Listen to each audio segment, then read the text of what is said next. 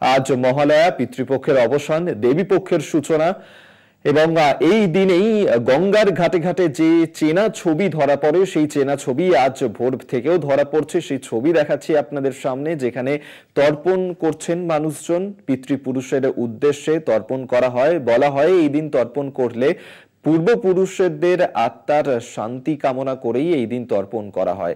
এবং বলা যেতে পারে আজ থেকেই দুর্গাপুজোর সূচনা হয়ে গেল, কারণ আজ মহালয়া এবং মহালয়ার ভোরবেলা মানেই বীরেন্দ্র কৃষ্ণ ভদ্রের স্তোত্রপাঠ দিয়ে সকাল শুরু। এবং যে ছবি এই মুহূর্তে তুলে ধরছি, একই সঙ্গে তর্পণ। আর বাঁকুড়ার ছবি এই মুহূর্তে তুলে ধরছি আপনাদের সামনে। বাঁকুড়াতে সেখানেও তর্পণের ছবি ধরা পড়েছে। তর্পণ করছেন মানুষজন, পূর্বপুরুষদের উদ্দেশ্যে তর্পণ করছেন তারা। পিতৃপুরুষদের আত্মার শান্তি কামনা করে জল নিবেদন করছেন, সেই ছবি এই মুহূর্তে দেখতে পাচ্ছেন। আগমনীর সুরে শুরু হয়েছে বাঙালির শ্রেষ্ঠ উৎসব। আজ তর্পণও হচ্ছে গঙ্গার ঘাটে ঘাটে, বিভিন্ন জায়গায় জায়গায় তর্পণ করছেন মানুষজন। সেই চেনা ছবি ধরা পড়ছে মহালয়ার সকাল বেলাতে। স্বরূপ গঙ্গোপাধ্যায় আমাদের সঙ্গে রয়েছেন প্রতিনিধি, আরো বিস্তারিত জানবো। স্বরূপ, আজ মহালয়া, পিতৃপক্ষের অবসানে দেবীপক্ষের সূচনা এবং বিভিন্ন জায়গাতেই তর্পণের ছবি ধরা পড়ছে। তোমার ওখানে কি ছবি? কবি দেখো, মহালয়ার সকাল থেকেই বাঁকুড়া শহর লাগোয়া, বাঁকুড়ার গা ঘেঁষে বয়ে চলা গন্ধেশ্বরী এবং দ্বারকেশ্বর দুই নদী, এই মুহূর্তে মানুষজনের ভিড় একবারে উপচে পড়ছে। পিতৃপুরুষদের উদ্দেশ্যে যে তর্পণের যে প্রক্রিয়া, সেই প্রক্রিয়া কিন্তু ভোর থেকেই শুরু হয়েছে।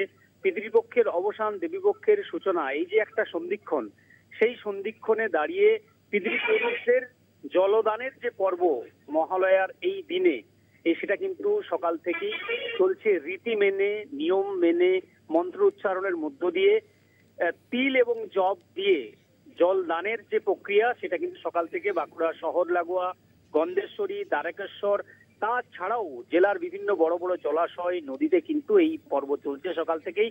মহালয়ার যে তর্পণ, এবং সেই তর্পণের জন্য বছর ভর অপেক্ষায় থাকেন মানুষজন, যারা আজকের দিনে অন্তত পিতৃপক্ষকে, তারা পিতৃপুরুষদের উদ্দেশ্যে তারা জলদান করেন, এবং দেবীপক্ষের যে সূচনা, সেই সূচনা কিন্তু আজকের থেকেই ধ্বনিত হয়ে যায়। ধন্যবাদ তোমাকে, স্বরূপ গঙ্গোপাধ্যায় আমাদের সঙ্গে টেলিফোনে ছিলেন প্রতিনিধি।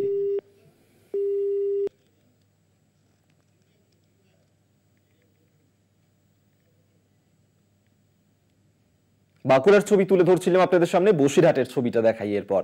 বসিরহাটের ইছামতি নদীতে সেখানেও চলছে তর্পণ। মহালয়ার সকাল বেলাতে মানুষ যান, সেখানেও তর্পণ করছেন, পিতৃপুরুষের উদ্দেশ্যে জল দান করছেন মহালয়ার সকাল বেলাতে।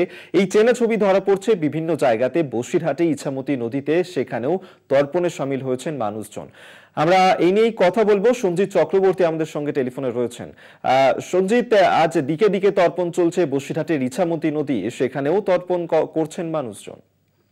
একেবারে ঠিক, যেন পিতৃপক্ষের অবসান এবং দেবীপক্ষের সূচনা, অমাবস্যা, বিশেষ করে আজকে মহালয়ার প্রাককালে কিন্তু সেই ছবি দেখা গেল বসিরহাটের ইছামতি, অর্থাৎ বনঘাট যে ইছামতি নদীতে তারা পিতৃপুরুষের জন্য জলদান করলেন। একদিকে যেমন চণ্ডীপাঠ, অন্যদিকে নদীতে তারা বিভিন্ন ধূপ জ্বালিয়ে তারা তাদের পিতৃপুরুষের উদ্দেশ্যে তারা তাদের শান্তি কামনা করলেন, পাশাপাশি তারা আশীর্বাদ নিলেন। এই বছরের এই একটা দিনের জন্য কিন্তু অনেকে অপেক্ষা করে থাকেন, অর্থাৎ এই মহালয়া অমাবস্যার দিন ভোরবেলা, সেই সময় কিন্তু পিতৃপুরুষের উদ্দেশ্যে তারা বিভিন্ন ভাবে শুদ্ধ অর্থাৎ হিন্দু আচার মেনে তারা সকাল থেকে নতুন বস্ত্র পরে কিন্তু তারা আসেন এবং ইছামতি নদীর ঘাটে তারা স্নান করেন। তারপরে যেসব পুরোহিত আছে বা সেবায়িত আছে তাদের মন্ত্র উচ্চারণের মধ্য দিয়ে তারা পিতৃপুরুষের উদ্দেশ্যে তিল ও জলদান করেন, এবং পাশাপাশি চণ্ডীপাঠের মধ্য দিয়ে আজকে সকালবেলাতে কিন্তু দেবীপক্ষের যে সূচনা হলো তা কিন্তু আজকে থেকেই শুরু হয়ে গেল। অর্থাৎ এই পিতৃপুরুষের উদ্দেশ্যে যেভাবে তারা সকাল থেকে ভিড় জমেছে বিভিন্ন জায়গা থেকে, বসিরহাটে মহকুমার বিভিন্ন জায়গা থেকে যারা আসেন, বিশেষ করে পুণ্যার্থীরা আসেন, পাশাপাশি যারা এই বছরটা এই দিনটার জন্য অপেক্ষা করে থাকেন। এবং ঘাটে ঘাটে বিভিন্ন ছবি দেখা গেল। শুধু ইছামতি নদী না, বিদ্যাধরী, রায়মঙ্গল সহ একাধিক নদীঘাটে, সীমান্ত এরিয়া সেসব জায়গায় কিন্তু সকাল থেকে একদম নিয়ম তিথি মেনে অমাবস্যার সেই যে দেবীপক্ষের যে বিশেষ করে আগমনী বার্তার মধ্য দিয়ে পিতৃকুল কথা পিতৃ উদ্দেশ্যে তারা যেভাবে আমার চণ্ডীপাঠের মধ্য দিয়ে বিশেষ করে সেই তিল দান করলেন এবং তার একটা অন্য ছবি দেখা গেল বিভিন্ন ঘাটগুলোতে। অভিক, ধন্যবাদ তোমায়। সঞ্জিত চক্রবর্তী আমাদের সঙ্গে টেলিফোনে ছিলেন প্রতিনিধি।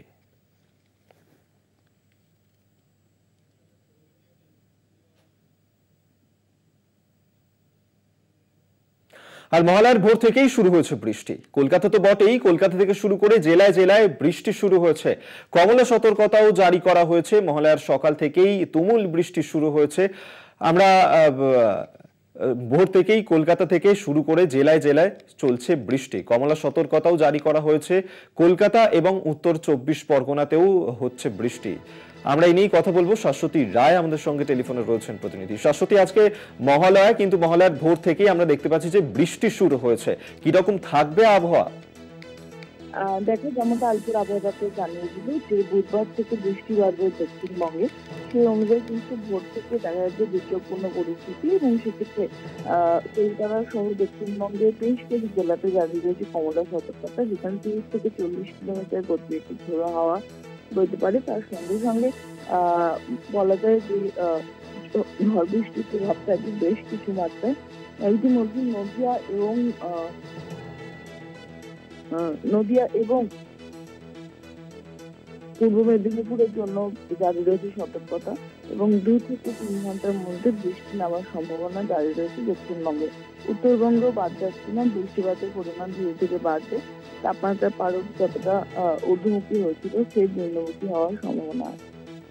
ধন্যবাদ তোমায়। শাশ্বতী রায় টেলিফোনে ছিলেন প্রতিনিধি।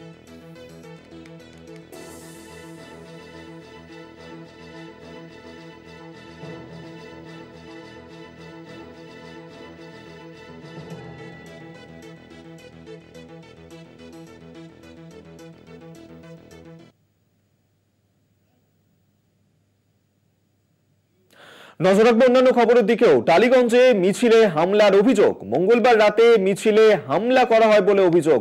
হামলার অভিযোগ তৃণমূল কাউন্সিলরের বিরুদ্ধে। 115 নম্বর ওয়ার্ডের কাউন্সিলরের বিরুদ্ধেই এই অভিযোগ উঠেছে। আপনারা জানেন যে মঙ্গলবার যে দিকে দিকে আরজিকর কাণ্ডের প্রতিবাদ জানিয়ে মিছিল করা হয়েছিল এবং সেই মিছিলেই হামলা করার অভিযোগ উঠেছে। টালিগঞ্জের এই ঘটনা এবং এই অভিযোগ মঙ্গলবার রাতে মিছিলে হামলার অভিযোগ উঠেছে তৃণমূলের কাউন্সিলরের বিরুদ্ধে।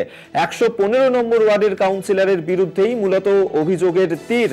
আপনারা জানেন যে গতকাল যেভাবে দিকে দিকে মিছিল করার ডাক দেওয়া হয়েছিল, আরজিকর কাণ্ডের প্রতিবাদ জানিয়ে বিচার চেয়ে পথে নেমেছিলেন প্রত্যেকেই এবং সেই মিছিলেই হামলার অভিযোগ উঠেছে। টালিগঞ্জের ঘটনা, এই মিছিলে হামলা চালিয়েছে তৃণমূল কাউন্সিলর বলেই অভিযোগ উঠেছে। তৃণমূল কাউন্সিলরের বিরুদ্ধে অভিযোগ। 115 নম্বর ওয়ার্ডের কাউন্সিলর তিনি, এমনই কিন্তু অভিযোগ উঠছে টালিগঞ্জে। সেখানেই মিছিলে হামলা চালানোর অভিযোগ উঠেছে। মঙ্গলবার রাতের বেলায় মিছিল চলছিল এবং সেই মিছিলেই হামলা চালানো হয়।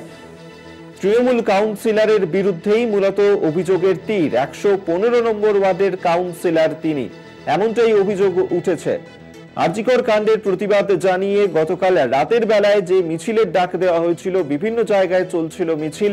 টালিগঞ্জে সেখানেও মিছিলের আয়োজন করা হয়েছিল, সেই মিছিলেই হামলার অভিযোগ উঠেছে। মিছিলে হামলা চালান তৃণমূলের কাউন্সিলর বলেই অভিযোগ উঠেছে তার বিরুদ্ধে। 115 নম্বর ওয়ার্ডের এই ঘটনা, 115 নম্বর ওয়ার্ডের কাউন্সিলরের বিরুদ্ধেই মূলত অভিযোগের তীর। টালিগঞ্জে ঘটেছে এই ঘটনা। আপনাদের আরেকবার জানিয়ে রাখবো, টালিগঞ্জে সেখানেই আরজিকর কাণ্ডের প্রতিবাদ জানিয়ে গতকাল যে মিছিলের কর্মসূচি ছিল সেই মিছিলেই হামলা চালানো হয়েছে বলে অভিযোগ উঠেছে। এই অভিযোগ তৃণমূল কাউন্সিলরের বিরুদ্ধে। 115 নম্বর ওয়ার্ডের কাউন্সিলরের বিরুদ্ধেই অভিযোগের তীর। টালিগঞ্জে সেখানেই এই মিছিল চলছিল এবং সেই সময় হঠাৎ করে মিছিলে হামলা চালানো হয়। হামলা চালান তৃণমূল কাউন্সিলর বলেই অভিযোগ উঠেছে তার বিরুদ্ধে।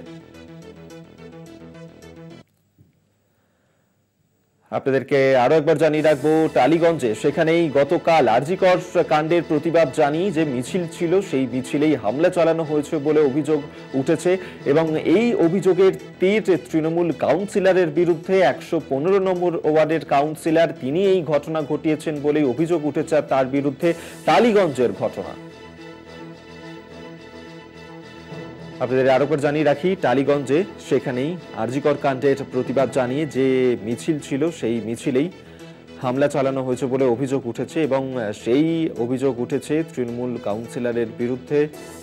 115 নম্বর ওয়ার্ডের কাউন্সিলরের বিরুদ্ধেই অভিযোগ উঠেছে। টালিগঞ্জের এই ঘটনা, টালিগঞ্জে আরজিকর কাণ্ডের প্রতিবাদ জানিয়ে গতকাল রাতেই কর্মসূচি ছিল এবং সেই মিছিলেই হামলা চালানোর অভিযোগ।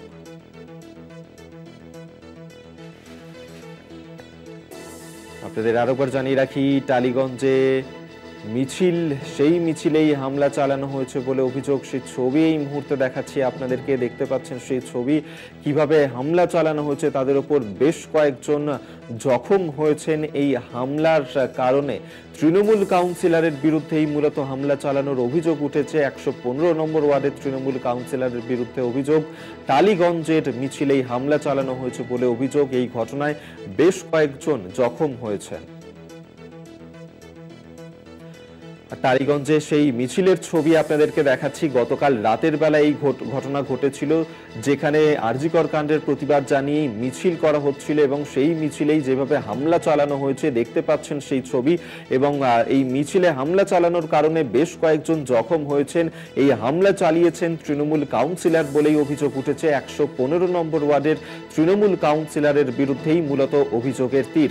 টালিগঞ্জে ঘটেছে এই ঘটনা, বেশ কয়েকজন জখম হয়েছেন, তাদের হাতে পায়ে মুখেও লেগেছে, জখম হয়েছেন বেশ কয়েকজন এই মিছিলে হামলার কারণে।